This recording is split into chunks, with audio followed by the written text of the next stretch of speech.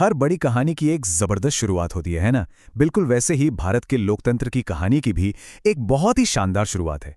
ये सिर्फ कोई कागज का टुकड़ा नहीं है, ये एक वादा है, हमारी पहचान है और करोड़ों लोगों के सपनों का आईना है। तो चलिए आज भारतीय संविधान की प्रस्तावना, जिसे प्रियम्बल भी कहते हैं, उसकी गहराइयों में उतरते हैं। समझते हैं कि आखिर ये है क्या और हमारे लिए इसके क्या मायने हैं। देखिए, ये एक पन्ना, अक्सर कहा जाता है कि ये दुनिया के सबसे बड़े लोकतंत्र की आत्मा है। पर सोचने वाली बात है ना कि इन शब्दों का, इस खूबसूरत डिजाइन के पीछे का असली मतलब क्या है। आखिर ये हमारे देश के बारे में हमें बताता क्या है।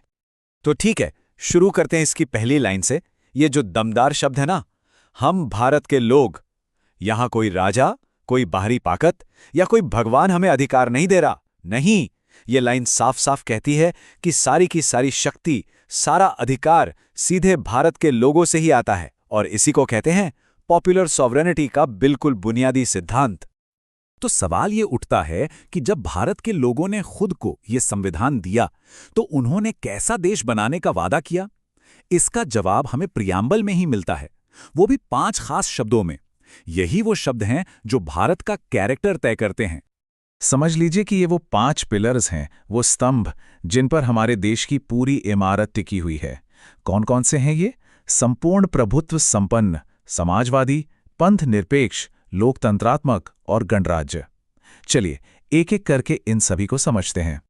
तो सबसे पहले शब्द पर आते हैं जो भारत की आज़ादी का ऐलान करता है, संपूर्ण प्रभुत्व संपन्न। अब इसका मतलब क्या है? बिल्कुल सीधा सा मतलब है कि भारत एक आज़ाद देश है। हम अपने अंदरूनी और बाहरी फैसले लेने के लिए किसी भी दूसरी ताकत पर डिपेंडेंट नहीं हैं। अपने रास्ते के मालिक हम खुद हैं। अच्छा, अब आते हैं दूसरे पिलर पर, एक ऐसा शब्द जिस पर ना अक्सर बहस छिड़ जाती है, समाजवादी। यहां एक बात समझनी बहुत जरूरी है। भारत का जो समाजवाद है वो लोकतांत्रिक समाजवाद है। इसका मतलब कम्युनिज्म बिल्कुल नहीं है। इसका मकसद है कि देश की संपत्ति का बंटवारा ठीक से हो, सबको बराबर मौके मिले, ताकि अमीर और गरीब के बीच की जो खाई है वो कम हो सके। तीसरा शब्द जो भारत की डाइवर्सिटी के लिए, उसकी विविधता के लिए बहुत ही ज्यादा जरूरी है, वो है पंथ निरपेक्ष। इसका सीधा सा मतलब ये है कि सरकार के लिए सारे धर्म एक बराबर हैं। स्टेट का अपना कोई धर्म नहीं होगा और वो किसी एक धर्म का पक्ष नहीं लेंगे। हर एक नागरिक को अपना धर्म मानने, उसका पालन करने और उसका प्रचार करने की पूरी पूरी आज़ादी है। अब बात करते हैं चौथे शब्द की, जो असल में बताता है कि असली पावर किसके हाथ में है, और वो शब्द है लोकतंत्रात्मक। यही वो आइडिया है जिस पर भारत की सरकार चलती है। मतलब सत्ता लोगों के हाथ में है, जो अपने वोट से अपने नुमाइंदे चुनते हैं। और याद रखिए, सरकार लोगों के लिए जवाबदेह है, ना कि लोग सरकार के लिए। और इन 5 पिलर्स में से जो आखिरी है वो है गणराज्य। इसका भी मतलब बहुत सीधा है। हमारे देश का जो मुखिया है, यानी हमारे राष्ट्रपति, वो चुने जाते हैं। उन्हें ये पद विरासत में नहीं मिलता। ये सिस्टम राजशाही यानी मोनार्की का ठीक उल्टा है, जहां राजा या रानी जन के आधार पर ही शासन करते हैं। तो ये तो हो गई देश की पहचान। पर यह संविधान अपने लोगों को, अपने नागरिकों को देता क्या है, क्या वादा करता है? चलिए अब आगे बढ़ते हैं और देखते हैं वो 4 बड़े मकसद, वो 4 बड़े वादे जो ये प्रियम्बल करता है। ये हैं वो 4 आदर्श जिन्हें संविधान हर एक भारतीय के लिए पक्का करना चाहता है।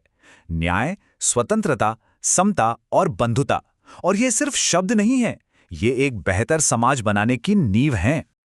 जब हम न्याय की बात करते हैं तो इसका मतलब सिर्फ कोर्ट कचहरी नहीं है। इसमें 3 तरह के न्याय की बात है। सामाजिक न्याय मतलब जाति, धर्म, लिंग के आधार पर कोई भेदभाव नहीं। आर्थिक न्याय मतलब सबको बराबर मौके मिले। और राजनीतिक न्याय यानी सरकार में हर किसी की आवाज सुनी जाए। इसके बाद आती है स्वतंत्रता यानी लिबर्टी। ये तो लोकतंत्र की धड़कन है। हाँ, प्रियम्बल गारंटी देता है कि लोगों को सोचने की, अपनी बात रखने की, किसी भी चीज में विश्वास करने की, अपने धर्म को मानने की, इन सब की पूरी आजादी हो। बस शर्त यह है कि इससे किसी और को नुकसान ना पहुंचे।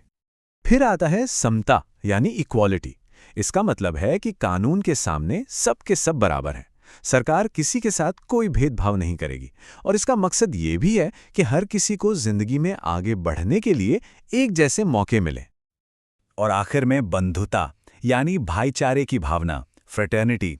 ये एक ऐसा आइडिया है कि हम सब अलग अलग होते हुए भी एक ही भारतीय परिवार का हिस्सा हैं। ये हर इंसान की इज्जत और देश की एकता और अखंडता दोनों को मजबूत करता है। तो इन सारी पहचानों और वादों को तय करने के बाद प्रीएम्बल का अंत होता है एक बहुत ही पावरफुल डिक्लेरेशन के साथ। और वो तारीख है 26 नवंबर 1949। ये वो ऐतिहासिक दिन था जब भारत की संविधान सभा ने इस महान दस्तावेज को अपनाया था। कह सकते हैं कि इसी दिन मॉडर्न इंडिया की नींव रखी गई थी। और ये जो आखिरी लाइनें हैं ना, ये पूरी कहानी को खूबसूरती से समेट देती हैं। अंत में बात फिर से घूमकर वहीं आ जाती है।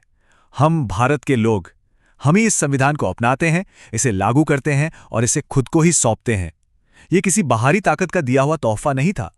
ये तो भारत के लोगों का खुद से किया गया एक वादा था। तो अब सवाल ये उठता है कि इतने साल बाद क्या ये प्रीएम्बल सिर्फ इतिहास का एक पन्ना बनकर रह गया है, या ये आज भी एक जिंदा दस्तावेज है, एक ऐसी ताकत जो भारत के आज और आने वाले कल को दिशा दे रही है? ये एक ऐसा सवाल है जिस पर हम सबको सोचना चाहिए।